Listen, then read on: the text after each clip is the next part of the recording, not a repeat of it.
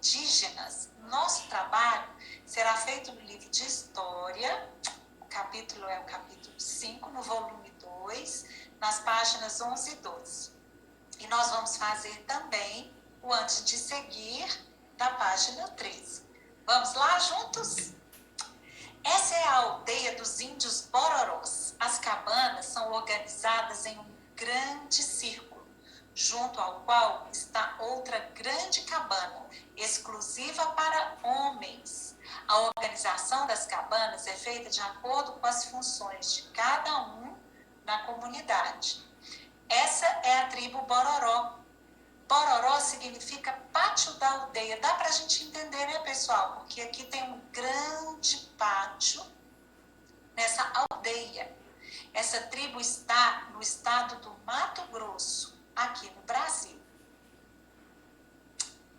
De acordo com o texto apresentado anteriormente, as cabanas dos índios Bororós no Brasil são organizadas em um grande círculo, junto ao qual está outra grande cabana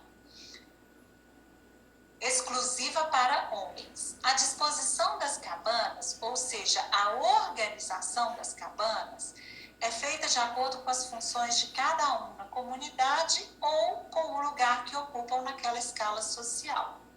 Esse tipo de moradia, porém, não é comum a todas as tribos indígenas do Brasil. Atualmente, as cabanas também não são idênticas às moradias que os indígenas construíram antes da chegada dos portugueses no Brasil no ano de 1500.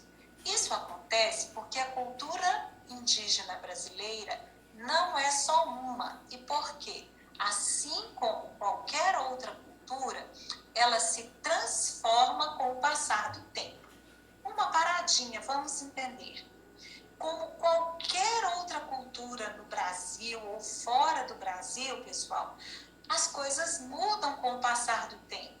Então, antes, há muitos anos atrás, quando os portugueses chegaram ao Brasil, as aldeias indígenas eram organizadas de outra maneira. Hoje, as aldeias são organizadas de acordo com a cultura daquela tribo. Então, nós vimos, por exemplo, na tribo dos Bororós, que a aldeia é organizada daquela forma. Em outras tribos, são organizadas de outras formas.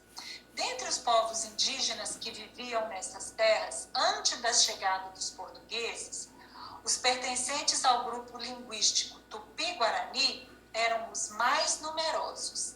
Eles se dividiam em povos que ocupavam praticamente todo o interior do território e grande parte do litoral brasileiro, ou seja, era uma população indígena muito grande. Falavam línguas que provavelmente tinham a mesma origem. Apesar de terem alguns hábitos parecidos, esses povos não compartilhavam uma única cultura e viviam em agrupamentos chamados aldeias, geralmente situados perto de um rio. Claro, não é mesmo, pessoal? Os seres vivos precisam de água. Então, a água vai ajudar no cultivo dos alimentos, vai ajudar a ter água para beber, para se limpar. As moradias das aldeias se chamam ocas e são construídas com madeira e cobertas com folhas de palmeiras ou palha, que é o que eles encontram próximo à aldeia. As ocas ficavam organizadas em torno de um pátio, onde se realizavam festas e cerimônias religiosas. A aldeia era fechada por uma cerca chamada paliçada, que protegia os índios dos ataques das tribos inimigas. As ocas abrigavam várias famílias que viviam juntas com atividades e rotinas em comum. Nelas, as pessoas dormiam, cozinhavam, realizavam outras atividades do dia a dia. A forma como essas moradias eram construídas mostrava a capacidade dos indígenas para resolver o desafio de erguer sua moradia de maneira simples e inteligente. Claro, não é mesmo, pessoal? Usando o material que eles encontravam próximo às aldeias. A cultura portuguesa era bem diferente das culturas indígenas. Quando os colonizadores portugueses começaram a impor seu modo de viver aos povos indígenas, entre outras coisas, eles buscavam mudar a forma de morar dos índios. Assim, aos poucos, as aldeias foram dando lugar a típicas vilas portuguesas. Os indígenas começaram a resistir, a não aceitar a essa dominação. E uma das formas que encontraram para isso foi partir para o interior, para dentro do território brasileiro, buscando proteger a vida deles e a cultura, a maneira como eles gostavam de viver. Hoje, a maioria das nações indígenas brasileiras mantém contato com os homens brancos. Nós somos chamados de homens brancos, não pela cor da nossa pele, mas para diferenciar de um povo indígena. E apesar da violência causada pela colonização, muitas delas conseguiram preservar grande parte da sua cultura. Há ainda alguns grupos que vivem em lugares isolados, ou seja, bem distantes de qualquer cidade, principalmente na região amazônica, sem qualquer contato com pessoas do resto do país. Veja aqui, pessoal, essa é uma aldeia, Iaualapite, localizada no Parque Indígena do Xingu. Esse rio aqui atrás, pessoal, é o rio Xingu, tá? No Mato Grosso. E olha só a organização da aldeia. No pátio central é o lugar onde eles dançam, se reúnem. Vamos lá para a página 13 antes de seguir.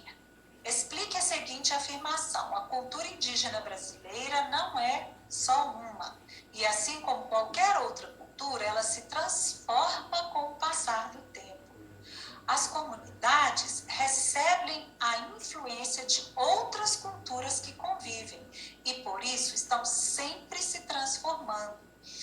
Os índios passaram por isso, passam por isso, nós passamos por isso. A maneira que os povos vão se misturando e convivendo, um povo influencia na cultura de outro povo.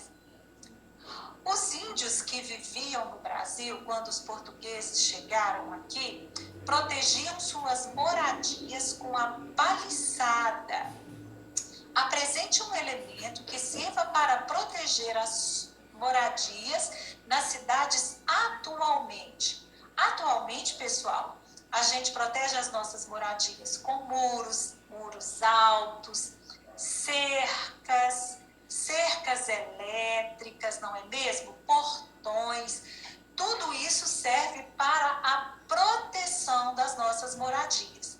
Lembrando que os índios fazem isso em volta da aldeia para a proteção deles, principalmente de animais selvagens nos dias de hoje e antigamente para evitar a invasão de outras culturas, de outras tribos.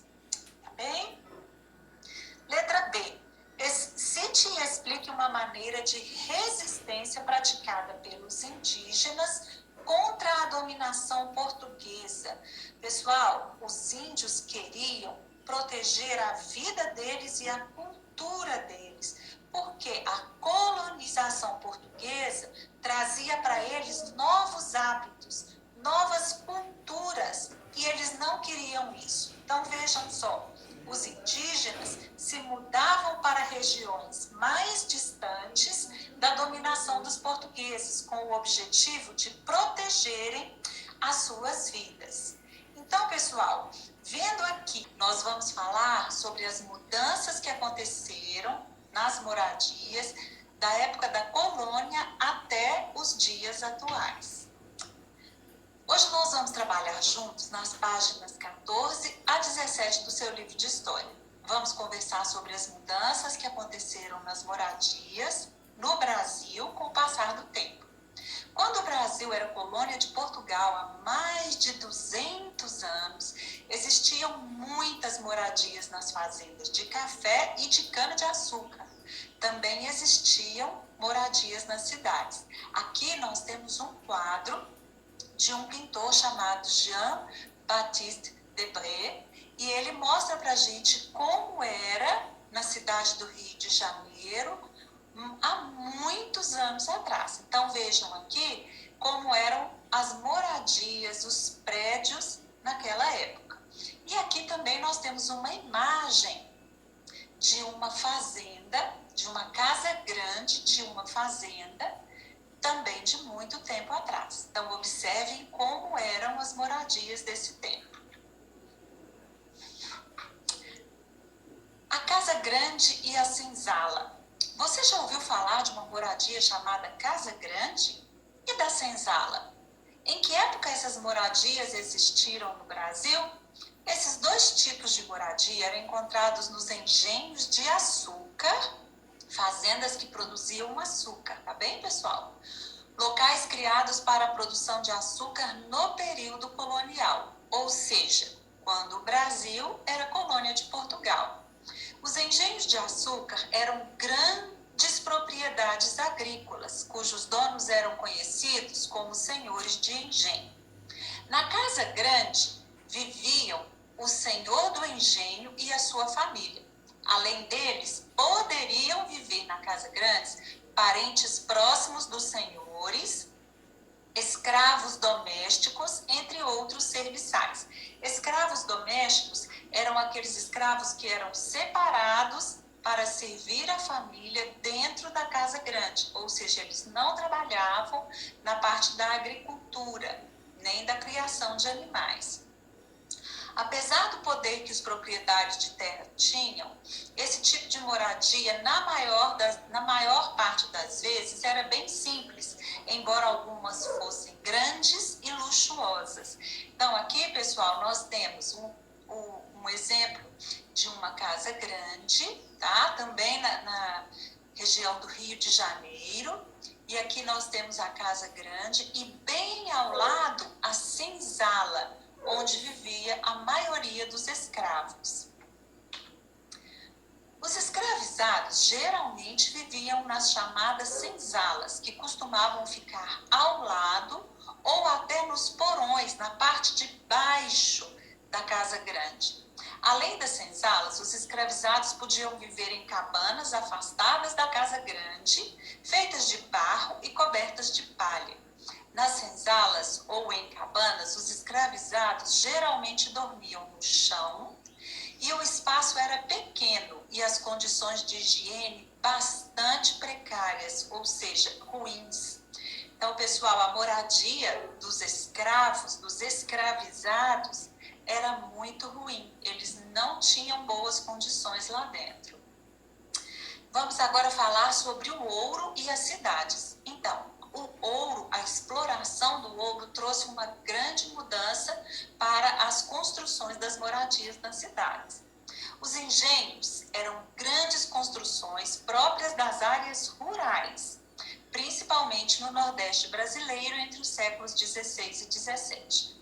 Porém, no século XVIII, inicia-se no Brasil o ciclo da mineração, principalmente em Minas Gerais, aqui no nosso estado. Nesse período, os centros urbanos ganham importância, como as vilas e as cidades, que cresciam em torno da exploração de pedras e metais preciosos, principalmente do ouro.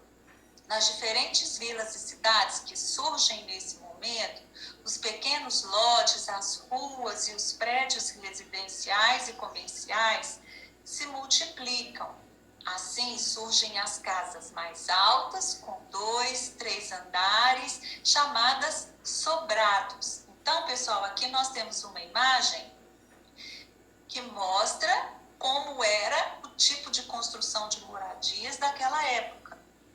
Aqui nós estamos falando quando as cidades começaram a se organizar com moradias e ruas. Observe aqui que a gente já tem uma rua, né? E aqui nós estamos falando da cidade de Ouro Preto, em Minas Gerais. Vamos lá agora para o antes de seguir? Em alguns casos, a moradia dos escravos nos engenhos de açúcar eram espaçosas e confortáveis, apesar de simples. Nós vimos que não. Eram pequenas, mas possuíam excelentes condições de higiene. Lembram-se da palavrinha precárias? Também não. Ficavam distantes da casa grande e possuíam 2 ou 3 andares. Também vimos que não. Ficavam nos porões das casas dos senhores. Sim, poderiam ficar nos porões das casas. Então, o correto aqui é a letra D.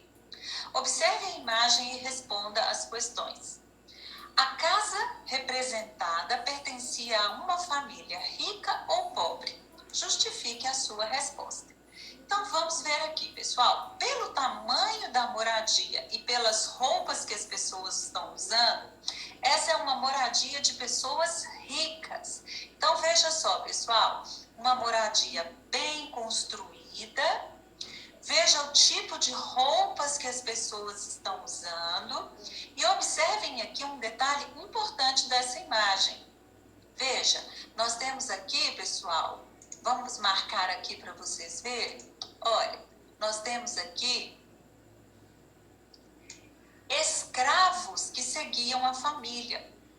E uma das escravas carrega, inclusive, um bebezinho que deveria pertencer a essa família, mostrando assim que era uma família de pessoas ricas, porque apenas pessoas ricas possuíam escravos.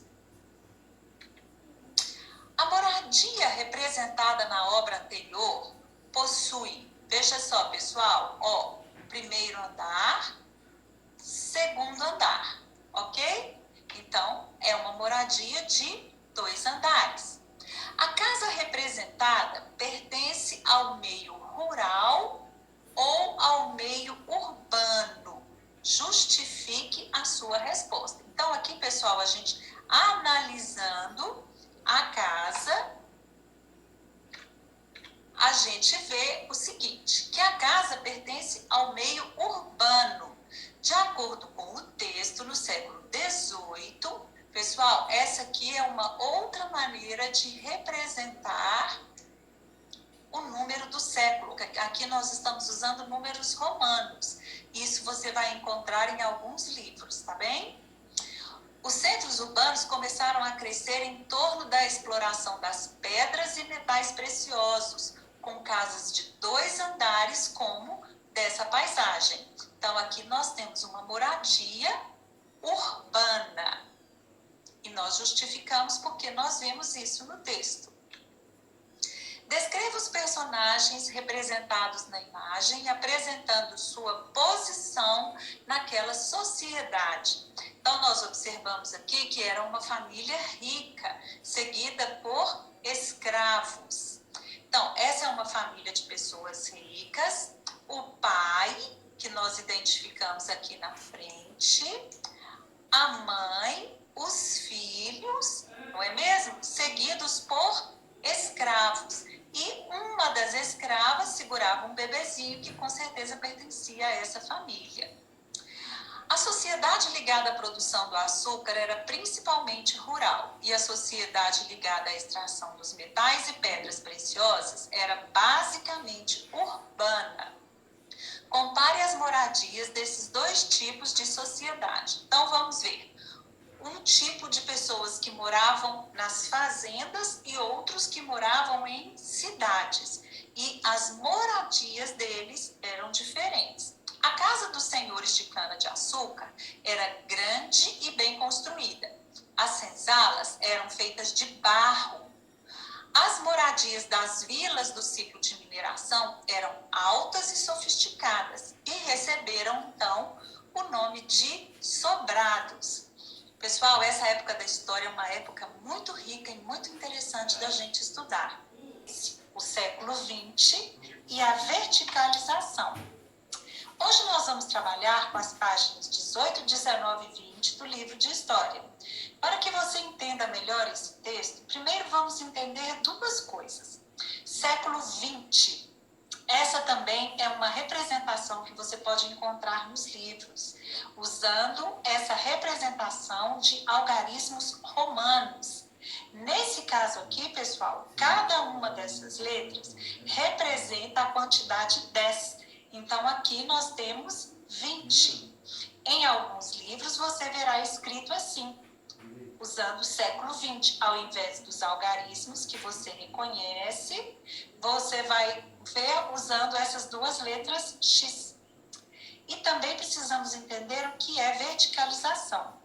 Como o assunto que nós estamos tratando agora são as moradias, nós vamos falar de moradias construídas nesse sentido, vertical, ou seja, prédios altos. Compare aqui junto comigo essas duas imagens que nós temos da cidade de São Paulo. Veja só, no início do século XX, como era a cidade de São Paulo e nos dias atuais, no século XXI, nós vemos aqui um grande crescimento vertical, ou seja, a construção de muitos prédios. O século XX e a verticalização. Nos primeiros anos do século XX, um longo processo de industrialização começou no Brasil. Nas cidades, principalmente no sudeste do país, ficava grande parte das indústrias e, portanto, as melhores oportunidades de emprego, o que atraiu um grande número de moradores das áreas rurais, você já estudou o que são áreas rurais, que em busca de uma vida melhor se mudaram em direção às grandes áreas urbanas. As cidades mais industrializadas do país, como São Paulo e Rio de Janeiro, passaram a ter dificuldade de acomodar, ou seja, de receber o grande volume de pessoas que chegavam, que para se instalar na cidade, ou seja, que vinham morar na cidade, passaram a construir os cortiços. O que são cortiços? Habitações coletivas, pequenas, mal ventiladas, ou seja, abafadas, e com condições ruins de higiene. Com o passar do tempo, algumas adaptações foram sendo realizadas e as paisagens das cidades foram se tornando cada vez mais urbanas. Os sobrados ganharam cada vez mais andares. Os cortiços deram lugar a novas ruas, praças e largas avenidas. As casas foram substituídas por prédios e as antigas chácaras da periferia por novos bairros destinados aos trabalhadores. Expulsos, ou seja, retirados dos centros das cidades, os mais pobres passam a ocupar também os morros, dando origem, assim, aos aglomerados urbanos, também conhecidos como favelas. Ou seja, toda essa modificação que foi acontecendo na paisagem das grandes cidades, ela se deu em função desse processo de industrialização que recebia muita gente que vinha das áreas rurais para as áreas urbanas. E essas pessoas tinham necessidade de moradias. No início do século XX, o Rio de Janeiro passou por uma grande reforma que priorizou, ou seja, que deu mais atenção à abertura de grandes avenidas. Para isso, muitos cortiços, aquelas moradias coletivas, foram destruídos e os seus moradores obrigados a procurar outro local para se viver. Veja aqui na imagem, pessoal, a grande mudança que aconteceu na cidade do Rio de Janeiro. Muitas casas foram derrubadas para a abertura de novas ruas e novas construções. Analise as imagens da cidade de São Paulo no início do século XX e no início do século XXI. Veja só, pessoal, comparando as duas imagens, do mesmo espaço, da mesma paisagem, poucas construções, muitas árvores, comparado com a imagem dos dias atuais. Então, casas e sobrados, que a gente chama de sobrados, você se lembra? Casas de 2 andares, deram lugar a edifícios altos. Veja aqui atrás, nessa imagem, edifícios altos. Olha aqui, nessa parte aqui de trás. Grandes construções. E aí, foram construídas também ruas para a passagem dos carros. E à medida que a cidade cresce e que a população cresce, crescem também as construções para que as pessoas tenham moradias e lugares para trabalhar, não é mesmo? Analise as imagens a seguir. Então, aqui nós temos a imagem 1 e a imagem 2. Qual das imagens representa o aglomerado urbano da Rocinha no início do século XX? Então, antes da gente fazer essa análise aqui, pessoal, veja só, essa é uma imagem ampliada desse aglomerado que se chama Rocinha, lá na cidade do Rio de Janeiro. Então, aqui nós temos um aglomerado muito grande, moram centenas de milhares de pessoas aqui. E na parte de baixo, pessoal, dá para você observar a verticalização. Ou seja, esse bairro aqui embaixo é chamado de São Conrado, na cidade do Rio de Janeiro. Então, nós temos aqui prédios altos e aqui o grande aglomerado da Rocinha. Então, por aí, pessoal, você sabe que essa primeira imagem é a imagem que representa esse mesmo aglomerado, só que no início do século passado. Então, a primeira imagem representa o aglomerado urbano no início do século XX. Era o começo da verticalização. Existiam poucas construções e veja que a parte de baixo ainda não existia o bairro de São Conrado. Explique como surgiram os aglomerados urbanos. Os trabalhadores foram expulsos, foram retirados dos centros das cidades e os mais pobres passaram a ocupar os morros. Porque nesses morros não era possível a verticalização. Então, era como se sobrasse aquele espaço para os mais pobres. E eles passaram, então, a ocupar esses morros, dando origem aos aglomerados urbanos. Então, pessoal, aqui nós temos uma aula muito interessante mostrando para a gente como que a paisagem dos centros urbanos vai se modificando com o passar do tempo, muitas vezes em função do que acontece nas grandes cidades. Então, uma cidade que tem muitas indústrias, muitas fábricas, ela vai receber mais pessoas querendo trabalhar naqueles lugares. E isso vai trazer uma nova condição, ou seja, vão ser necessárias as construções de muitas moradias, de espaços de lazer, de mais ruas e avenidas para a circulação de carros. Então, vamos ver o que fica para você de importante na aula de hoje? A verticalização mudou a paisagem das cidades a partir do início do século XX. Ou seja, até aquela época, as cidades ainda tinham construções baixas e eram muito arborizadas. E os aglomerados, as favelas, surgiram porque os mais pobres foram expulsos dos grandes centros para que fossem construídos novos prédios, ruas e praças. E aqui, pessoal, eu incluí um aglomerado no início do século XX e um aglomerado em 2020, ou seja, já no século XXI. Veja a grande diferença que nós temos aqui com relação ao número de moradias. Poucas moradias construídas nos morros e veja só a grande quantidade de moradias que nós temos hoje num aglomerado como esse.